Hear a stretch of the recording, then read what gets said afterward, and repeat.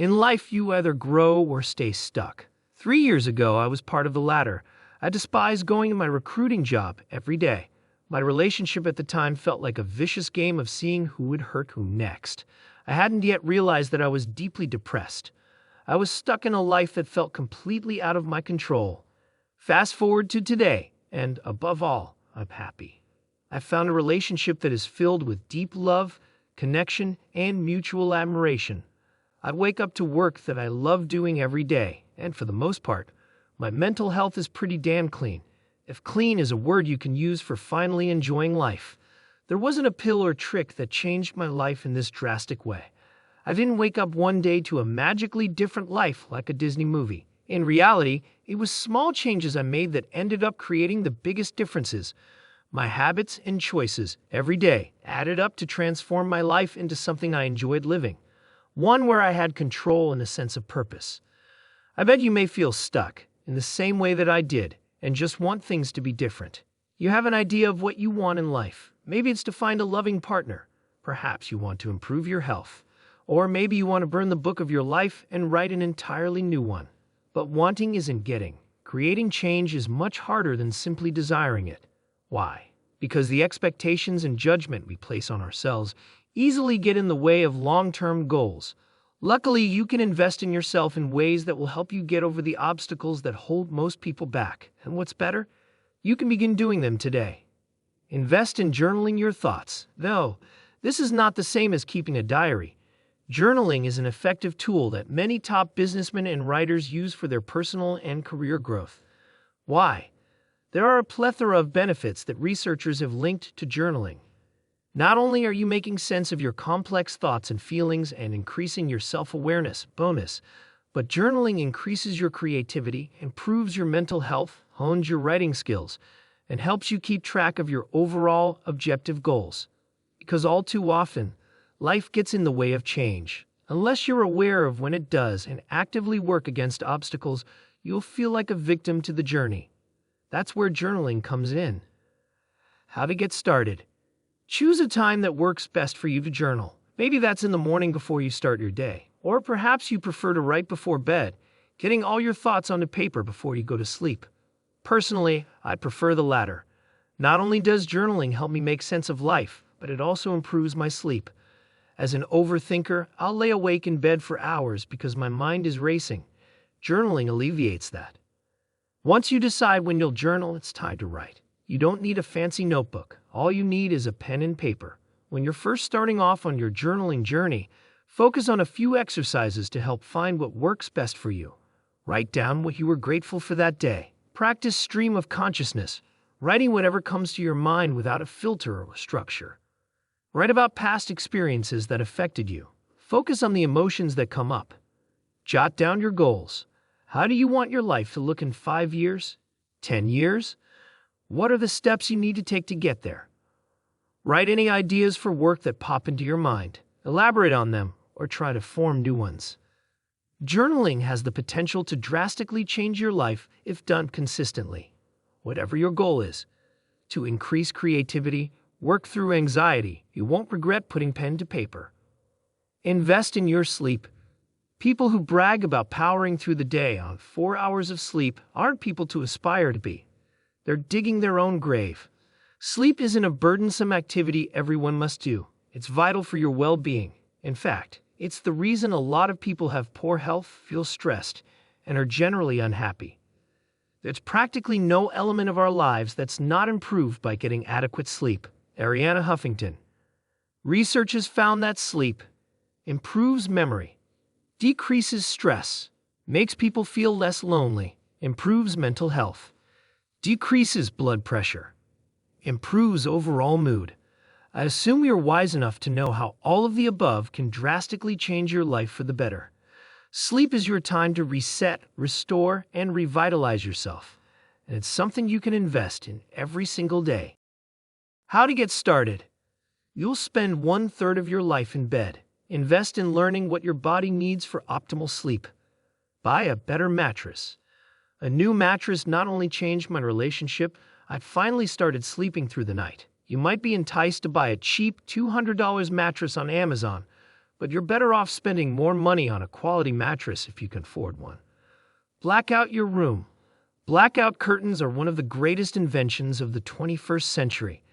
Light disrupts people's sleep patterns, and having your room as dark as possible will help you sleep more soundly. Take herbal supplements. Always talk to your doctor before taking new supplements. But if you struggle with falling or staying asleep, there are natural supplements to help you like melatonin and valerian root. Stop using your phone before bed. You're not only stimulating your mind through social media and YouTube videos, but the blue light is also messing up your circadian rhythm. Put down your phone 30 minutes before bed to prepare your body for sleep. Sleep when you're tired. I used to avoid naps like the plague, but now I think of them as a tool for my mood. When you're tired, sleep if you're able to. Naps aren't a sign of a weak person. They're a sign of someone who prioritizes their health. Invest in learning to enjoy being alone. When you come home at night to an empty place, what do you feel? Solitude? Loneliness? Your answer to that all depends on your mindset and ability to enjoy not having others around. Being alone has a power that very few people can handle. Stephen Aitchison. Throughout your life, you're guaranteed to always be with one person, yourself. If you fear being alone and don't know what makes you happy outside of other people, you'll always feel like your emotional state is at the mercy of external factors. But when you utilize alone time instead of avoiding it, several things happen. You become more in tune with your emotions. You get clear on what you want most in life, regardless of outside influences. You invest time in hobbies you love. You become a happier version of yourself. How can I be so sure? I went through this process. I hated being alone. I lost touch with my authentic self. But after 2 back-to-back painful breakups, I decided to take a break from dating and focus on myself. What happened? A lot. But the most notable was that I learned to love hanging out with just myself. As a result, I got clear on all of the major life changes I talked about above. How to get started. Be honest with yourself. What's the issue at hand? Do you hate being alone, or are you avoiding certain emotions? Does being alone bring up painful memories? Recognizing the cause as a different, deeper issue can help you work to enjoying time by yourself. Connect with your younger self. Remembering how you were as a child or young adult can connect you back with a former, happier version of yourself. Think about the hobbies you had, how you loved spending your time. Consider revitalizing those parts of your life. Move your body. Spending time alone doesn't mean sitting in your room. You can go out for a walk or take a hike. You can try a new sport or go for a run. Personally, I feel most content going on solo walks around my neighborhood. I savor that me time. Question the voice in your head. You know that one that says you're stupid when you drop a glass, or that you look fat when you see your reflection?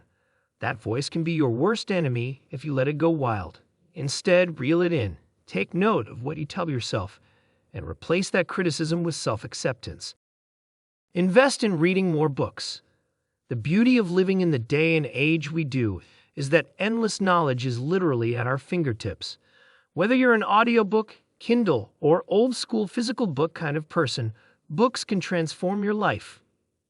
When I set out on my 1-year hiatus from dating, I wanted to improve my love life. Books were my ultimate tool. I'd read Attached, Codependent No More, and The 5 Love Languages. Rather than flailing around looking for answers, I learned from people who worked in their field for decades to obtain this information. What took them 10 years took me 3 hours to learn. If knowledge is power, then reading is a superpower. Jim Kwik. Books have changed countless people's lives. They can teach lessons, guide you through dark times, and help you learn new skills from the comfort of your home. Whatever area of your life you want to transform, there's a book for it. How to get started. First, it's important to understand what you want to change in your life. If it's your mental health, then begin by looking up authors and experts in that field.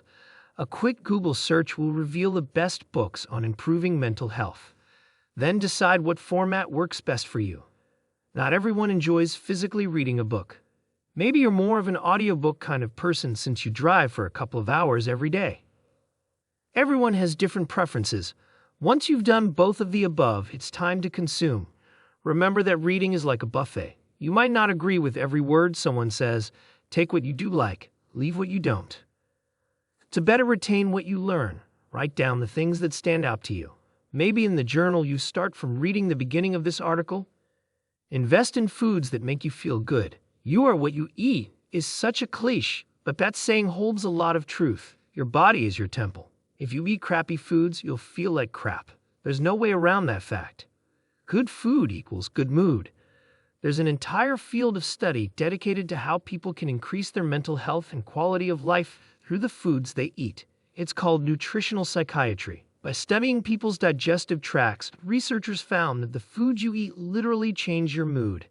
Since serotonin, the chemical that affects your happiness and sleep, is produced in the gastrointestinal tract, your digestive tract needs to be in top shape for neurotransmitters to send serotonin to your brain. But when you eat nutritionally poor food, your gut bacteria become imbalanced and your digestive tract weakened. Researchers even found that your sugar intake is directly related to mental disorders like depression as well. It's important to eat well so you can feel well. How to get started? The best kinds of food for your body are nutritionally dense ones. My mom is a naturopathic doctor, and she always insisted that the greener, the better, candy not included.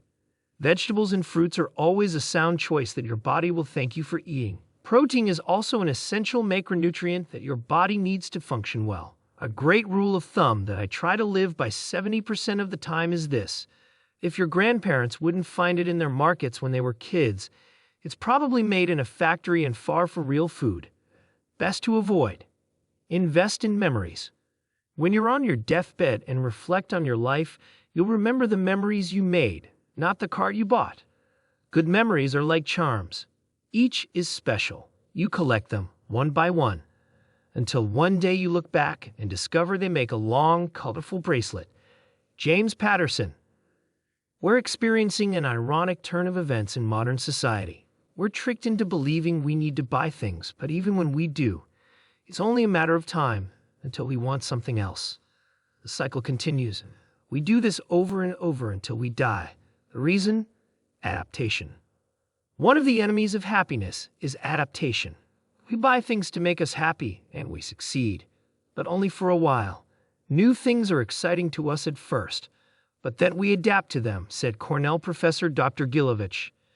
Instead of investing money into the latest iPhone or capitalism rat race, put that money towards creating memories. While an iPhone might get lost or stolen, a memory is something you'll cherish forever. Along the way of creating memories, you'll grow as a person, strengthen your relationships, learn new things, and you'll better handle uncertainty. All ways that will drastically transform your life in the long run. How to get started? Put down your phone. You won't be able to create memories if you're staring at a phone screen, scrolling through Instagram.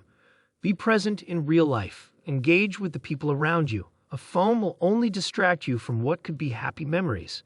Spend time with people who matter most to you. You never know how much time you have with someone. If a person means a lot to you, invest time into seeing them. Don't let that relationship fall to the wayside. Even if it's just a FaceTime or phone call, those are the kinds of moments you'll wish you had more of one day. Don't try and make memories.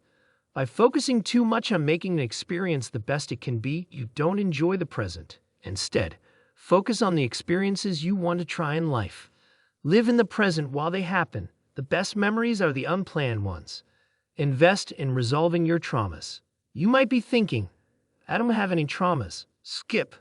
But oh boy, would you be wrong. When you read the word trauma, you might think of a few things: loss, physical or sexual abuse, or life-altering experience. But trauma isn't always that apparent. In fact, everyone has gone through some sort of trauma in their life that affects who they are in the present. Any negative event in our past can affect who we are today. Perhaps it was something big, like a parent leaving you while you were a kid. Or maybe it was that time your mom forgot you at school until well past the sun going down. As a child, you internalize that experience to mean there's something wrong with you, even though that wasn't the case. But as an adult, you fear that people will leave you because of that trauma. In turn, you either cling to the people in your life or run whenever someone tries to get too emotionally close. That's trauma doing its work. When you don't resolve your trauma from your past, it controls your life. That could look like your ability to believe in yourself enough to pivot careers, or maybe it's the reason you can't find love. Working through past trauma is hard, but it can be the last step forward that you need to live the life you desire, one free from pain that you don't need to live with. How to get started? I'll be honest that resolving trauma is most effectively done with a trained professional.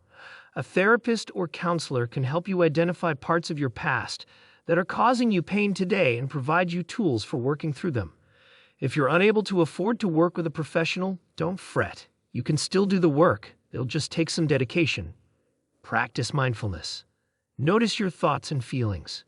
Do situations justify your reactions like anger or need to withdraw? Or is there an underlying fear going on? Meditate. Becoming aware of your body and breath can help you feel grounded in moments that trigger you. Rather than feeling out of control, meditation can help you feel more in touch with your body and mind. Put your words to your feelings. You might think that you feel anger when in reality, you're scared of people thinking badly of you. There's nothing wrong about the way you feel, but learning to put words to your emotions, rather than using placeholder words like anger, can help you understand your experiences better. To recap, these ways to invest in yourself will have a significant impact on your life in the long run. Begin journaling your life, goals, and thoughts. Prioritize quality sleep. Learn to enjoy being alone. Read more books. Eat foods that make you feel good. Collect memories, not things. Resolving your hidden traumas.